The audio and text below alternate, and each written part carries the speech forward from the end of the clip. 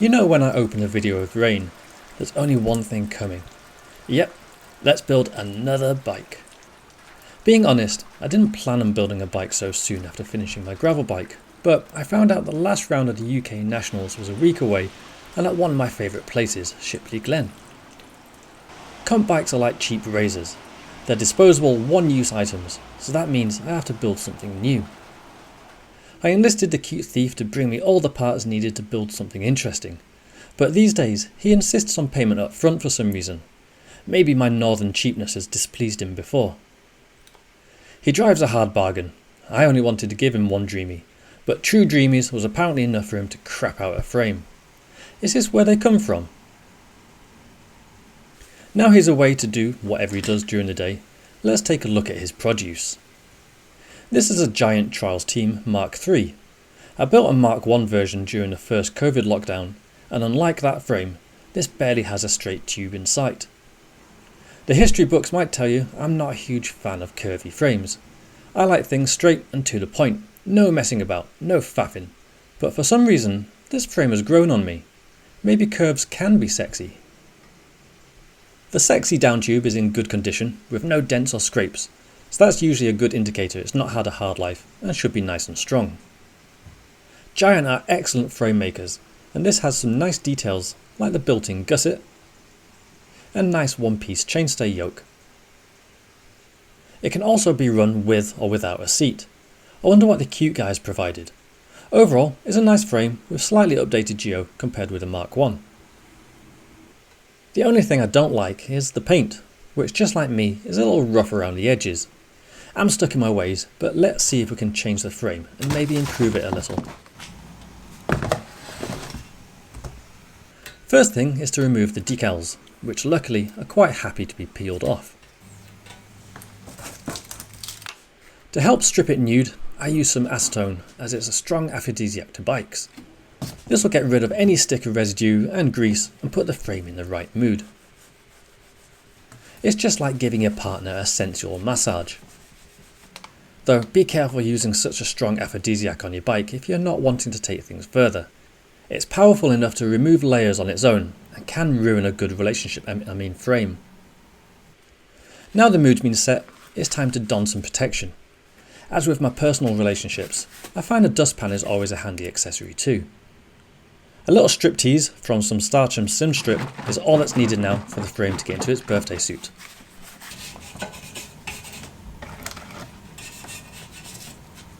I think I might have been pushing my luck a bit.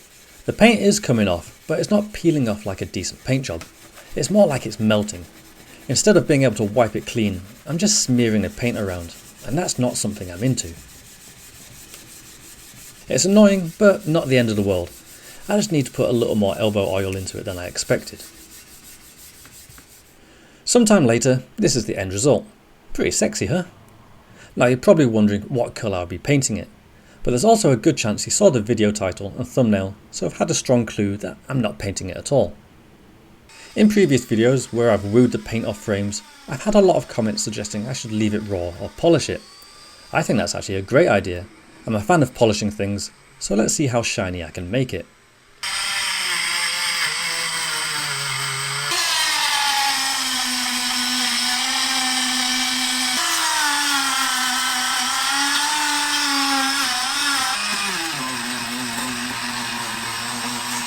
If you're wanting a nice brushed finish, you can use WD-40 and a rundown flat in Govan Hill to get a pretty decent result. Doing this gives me a uniform finishing before polishing. To be fair, keeping it like this would look nice, but I don't think this has been stressful enough, so let's make things a whole lot harder and add some shine. A wild Autosol metal polish tube arrives.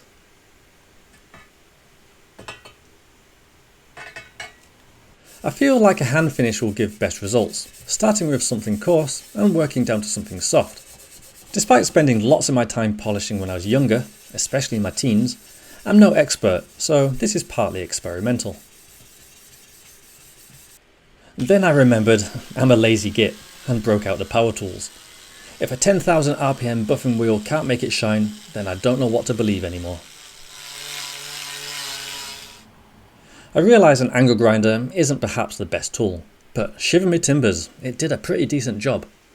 It's not perfect, but hey, it's me. I'm not Mr. Perfection. And bear in mind, I literally have 2 days to build this, so I can't spend too long on one thing. It's decent enough though, and looks way shinier in person. The difficulty now is keeping it clean. This picks up dirt and fingerprints like nothing else. So with the frame ready, let's see what fork I have. Well, a bit predictable perhaps, a giant Trials Team fork. The cute thief must have found a good supply, as I've used this model of fork on a few builds now. They're not the lightest, but are strong and have multiple brake options, which is always handy. Of course, just like the frame, I've got to work my magic and swap the grey for polished.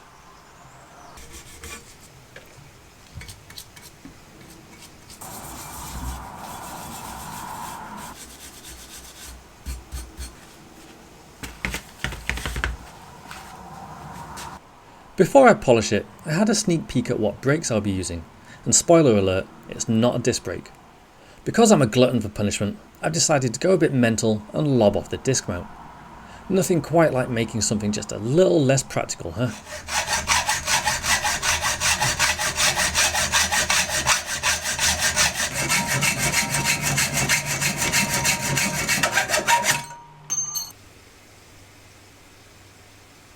With the mount removed, I spent more time than I should have to get the leg looking factory fresh.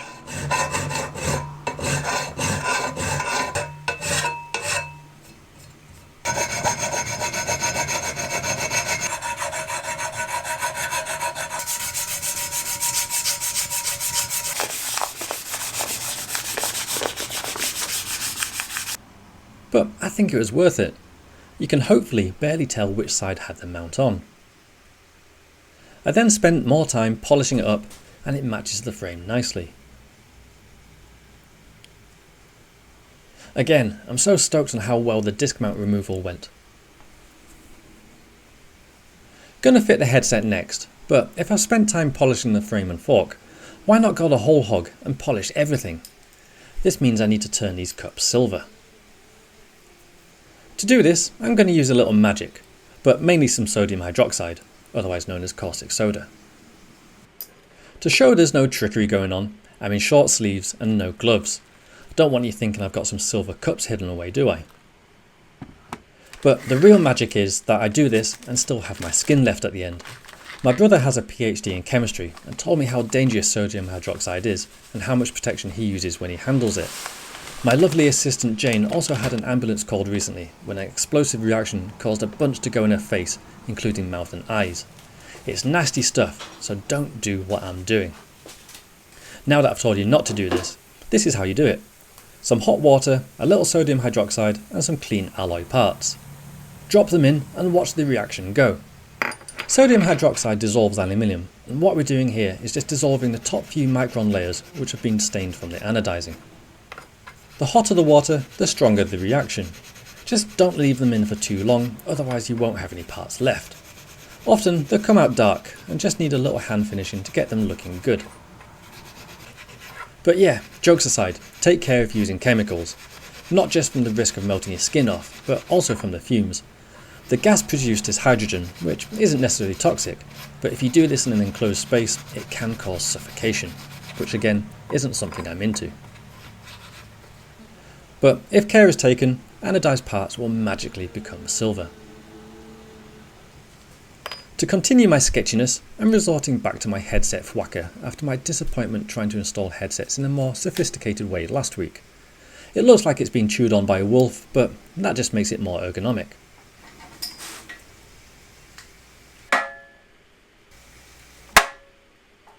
That one's for you, Ross.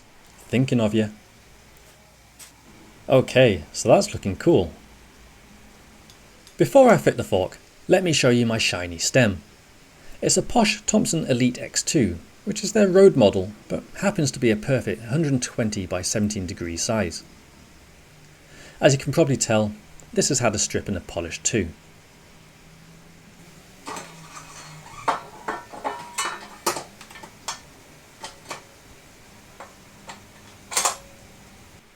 Of course, I also stripped and polished the spacer, to the best of my abilities, with it being textured, and top cap. This is either going to look really cool or really crap, but so far I'm not hating it, although there is a little regret kicking in for the amount of work I know I'll need to do to polish all the other parts. Right, well, let's crack on. Handle tube is a Tartybikes alloy model, and with most trials handle tubes, it has more sweep than a janitor visiting a broom conference, due to being running tilted more forwards than usual for better positioning when on the rear wheel.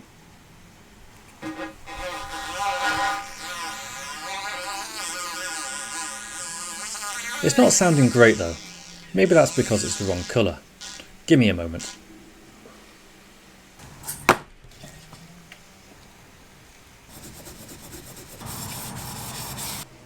There we go, nicely polished, perfect for my dirty hands to leave fingerprints all over it. But how does it sound now?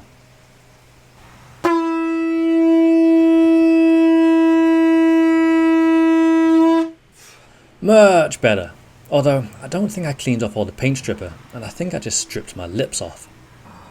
But no time for self-pity, we're not even halfway through the video yet, so we need to get a move on. Okay, next up some rounds, and the rear hub is a Hope Pro 2. Not the lightest or the most engaging, but it's a workhorse, and most importantly, it's already silver. Okay, so it's not polished, but I'll give it a pass, as I'm still a lazy git, and I can't be bothered to take it apart and get into its nooks and crannies. Soon to be joining the hub is another workhorse, a fairly retro Alex DX32. These were a popular wide round in the 2000s, so should suit the frame well, as it can't fit modern super wide rounds. At 38mm wide, with double walled construct and steel eyelets, it's a bit podgy. I'm going to do something I haven't done in years, but was common practice back in the day. And that's to drill the fudge out of it. I've gone for a 20mm hole saw, which seems like a good compromise. After some time and a lot of mess, I'm left with a pretty cool looking round. After some time deburring, I used some sodium hydroxide to turn the rim silver, and then spent some more time getting it polished up. Turns out rims with eyelets are a little hard to polish, but I'm pleased with how it's looking. I then attach some wires and it's good to go. Well, almost. With holes this size, I need to make sure the tube won't come out, so a wide rim tape is needed. I decided to make my own out of some parcel tape, and to fit the theme, I made the other side shiny with some aluminium tape. I had no idea if this would work, but so far it has, and it couldn't be more perfect. The rear tyre is a beast, a Continental Der Kaiser. I've never felt a tyre as grippy or stable as this. It was always my preferred tyre when I did comps, as you could gap to any random shape and it would just stick to it and not fold or bounce off. The downside was that to be that stable meant it had super stiff sidewalls, which were not only heavy, but reduced the spring, making gaps and other bouncy moves feel a bit damped. To me, the pros outweighed the cons, and I loved the predictability it had when riding natural. No magic tricks fitting this though, it was a bit of a brute. No tubeless either. One credit to such thick sidewalls is that it has a lot of puncture protection. Now I'd be surprised if I pinched it. Tubeless is cool, but it's also a faff, especially with drilled room like this, so fitting a tube is a nice easy change of pace.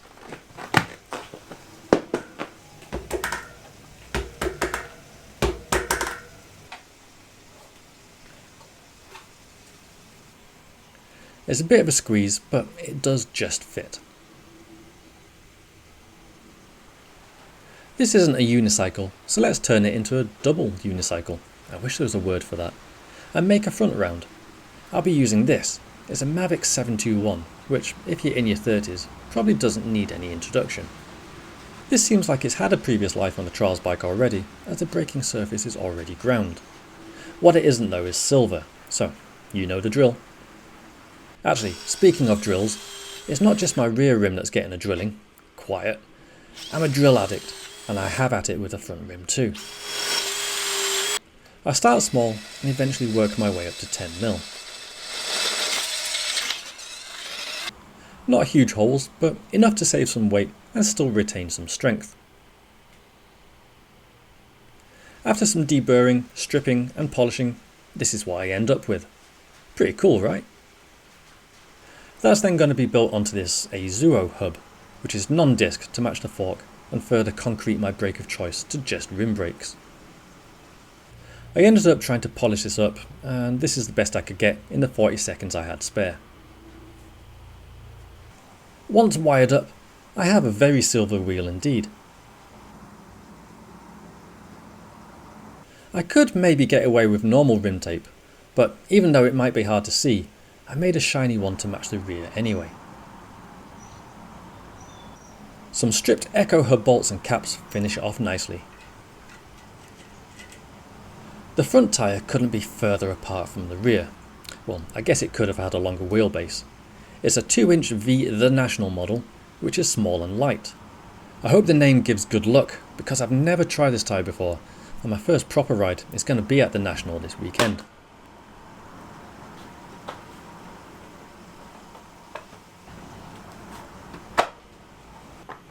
Still no tubeless, and the Cute Thief only provided a 24-inch tube. I can only assume as some kind of sick joke. But the joke's on him. Rubber can stretch.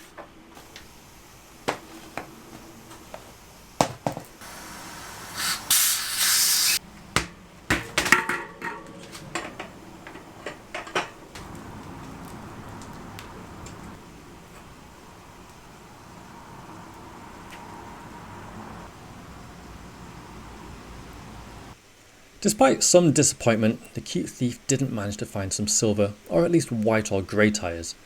I do think the bike looks interesting though. Before I move on, I decide to trim the rear tyre. This does two things. It makes this video longer and uses up my blades. It also reduces some weight and gives more space between the tread to hook up on obstacles. No joke, I've only made it up stuff in the past due to a corner of a rock or wall slotting in between the cut tread and then catching on the remaining one. Think of it like a coarse saw gripping some wood rather than a fine saw sliding over it.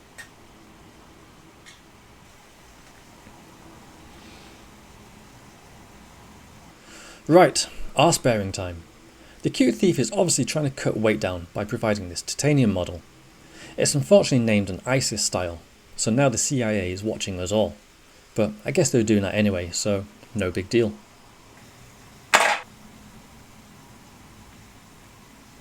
A retro bike needs some retro cranks, and looky at these, very nice race-faced turbines. I could go into detail as to why they're cool, but let's face it, they're silver, and that's cool enough. I just gave them a little buff, and look at them shine.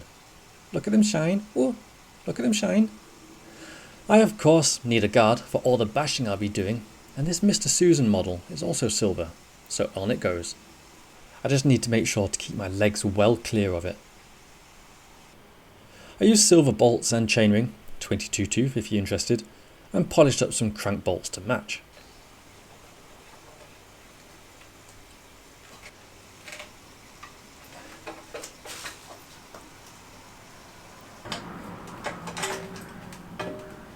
Time to give the hub its grill, with a silver single speed kit and 18 tooth sprocket.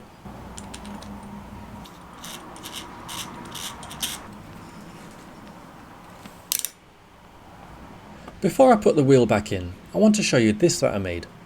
Any guesses to what it is and does?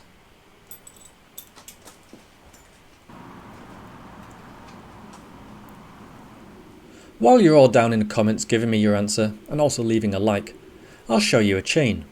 Here it is. This will allow me to transfer my crank rotation into wheel rotation at a gobsmacking 2005% efficiency. To tame all this free energy, I need to fit a tensioner. This is a Tratec tensioner and they work really well. This one's skin fell off after a bath in the sodium hydroxide, and then two CNC jockey wheels jumped on to turn it completely silver.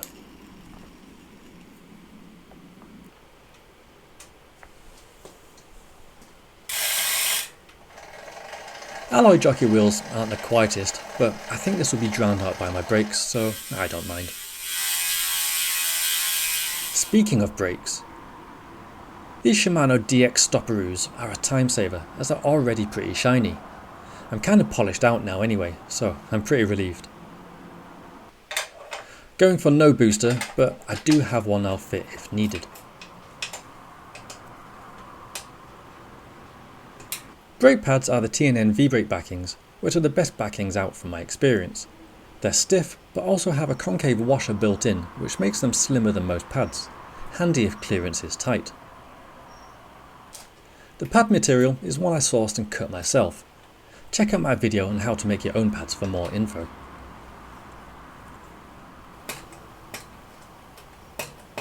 Like I mentioned way back, the front brake is also a rim brake, and in this case I have matching DX V-brakes front and rear. Now the Leveronis wouldn't have been my first choice, but I can see why they're here. Shimano LX have Marmite looks and feel, but they are pretty silver.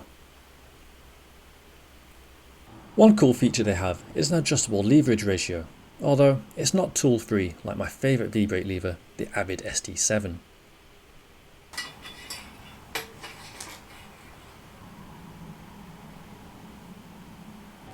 The cables are very cool though, alligator alloy segmented style and very silver. Because it's made of aluminium and not a coiled steel wire, it's both very light and doesn't compress, the latter being important for a stiff and powerful brake. Being honest, I've had mixed results from this type of cable in the past. I've had smoother results from other brands, plus with how light I set up my spring tension, it can mean the individual segments float as they're able to slide over each other slightly. This means sometimes as I pull the brakes, before the arms move, all the segments have to make contact with each other first, which causes a delay and doesn't feel great. The other thing is these cables are extremely floppy, which can be a good thing if you need tight turns, but can be noisy unless secured well. Now securing cables is something Giant have done well with their cable clamp design. They wrap around the cable, meaning you can use a hose without needing any adapters. They're also mirrored on each side of the frame, so let you choose the best route. Very nice.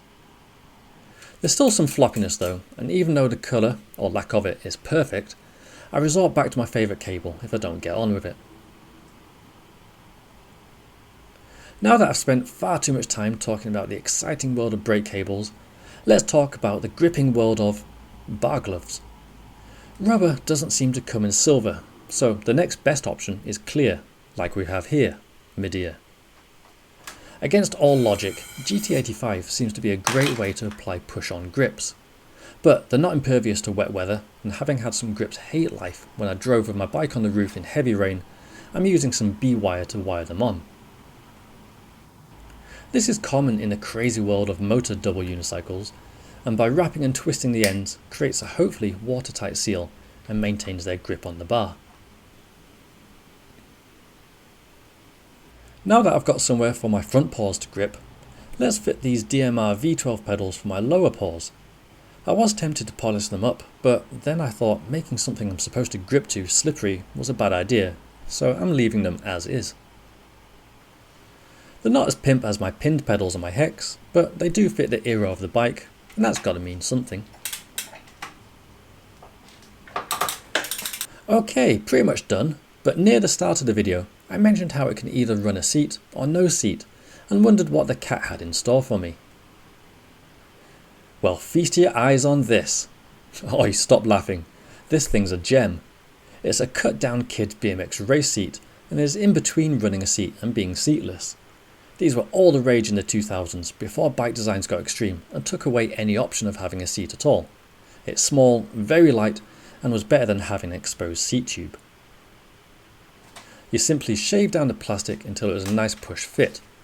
Now they're funny looking, and I always used to get comments on the streets, but I think they look cool and suits this frame well. Well, that's the most polishing I've done in a long time. Let's take it outside and see how it feels.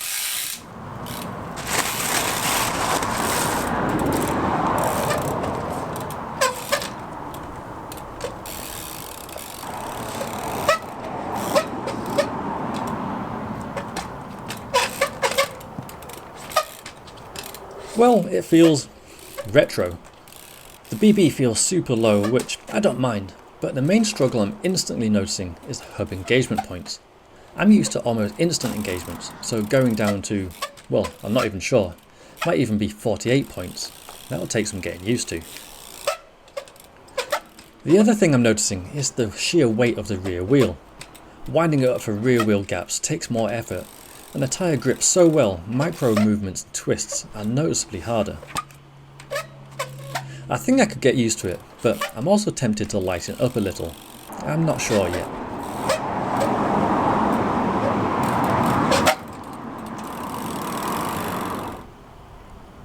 So, there we go. The most silver bike I've ever built.